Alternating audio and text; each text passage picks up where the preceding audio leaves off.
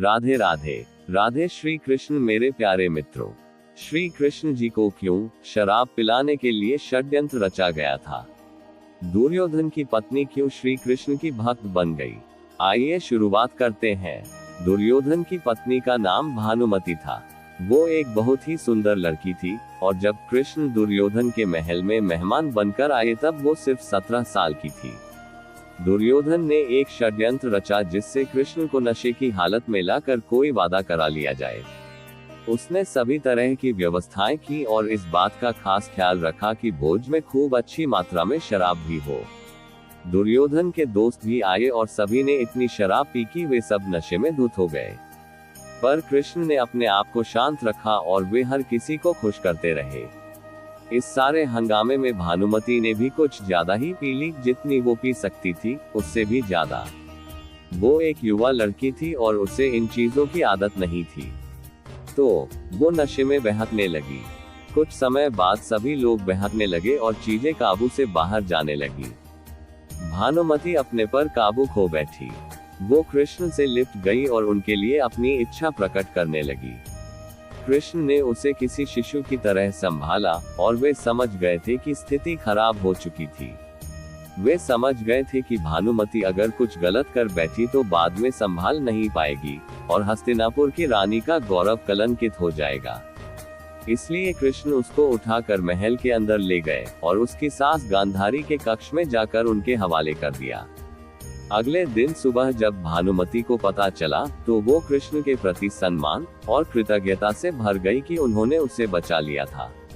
तब से वो कृष्ण की भक्त बन गई।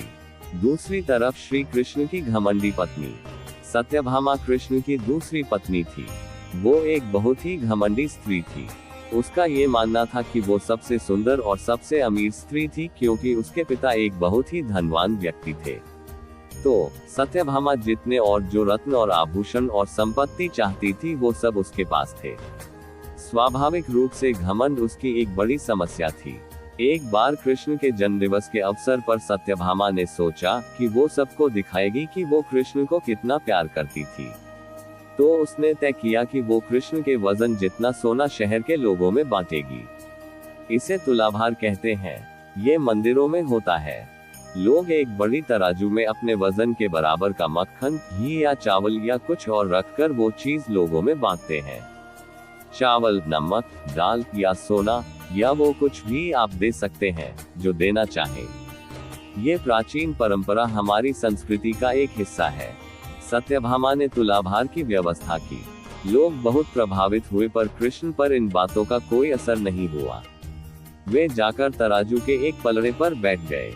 सत्यभामा जानती थी कि उनका वजन लगभग कितना है और उसने उतना सोना तैयार ही रखा था। पर जब उसने सब सोना दूसरे पलड़े पर रखा तो कांटा जरा भी नहीं हिला। कृष्ण का पलड़ा थोड़ा भी ऊपर नहीं हुआ। ऐसा ही कुछ तब भी हुआ था जब कृष्ण एक शिशु थे। एक राक्षस आकर उन्हें ले जाने लगा। तब कृष्ण ने अपना वजन इतना बढ़ा लिया कि राक्षस वहीं गिर पड़ा और कृष्ण ने उसके ऊपर बैठकर उसे कुचलकर मार डाला। क्रिया योग में एक ऐसा तरीका है जिससे कोई योगी अपना वजन बढ़ा या घटा सकता है। ऐसी बहुत सी कहानियां हैं कि ऐसे योगी भी थे जो पहाड़ की तरह भारी हो जाते थे। तो इस बार भी कृष्ण अपना वजन बढ़ाकर तराजू में बैठ गए। सत्यभामा ने उतना सोना दूसरे पलड़े पर रख दिया था जितना उसके हिसाब से कृष्ण के वजन के बराबर था, पर कुछ हुआ ही नहीं।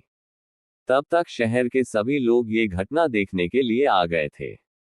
तब उसने अपने नौकरों से वो सभी गहने मंगवाए जो उसके पास थे।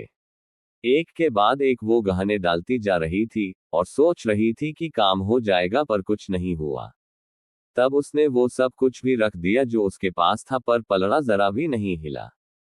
वो रोने लगी क्योंकि ये सब उसके लिए बहुत शर्मजनक था। सारा शहर देख रहा था और उसके पास पर्याप्त सोना नहीं था। वो जो हमेशा अपनी संपत्ति के बारे में इतनी घमंडी थी, उसके पास पर्याप्त सोना नहीं था और उसे समझ में नहीं आ रहा था कि वो क्या करे। तब उसने रुक्मिणी की ओर देखा जिससे वो बहुत जलती थी और हमेशा परेशान रहती थी।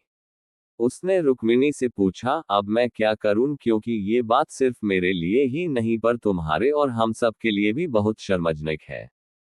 मैं क्या करूं? तब रुक्मिणी बाहर गई और तुलसी के पौधे के 3 पत्ते उठा लाई।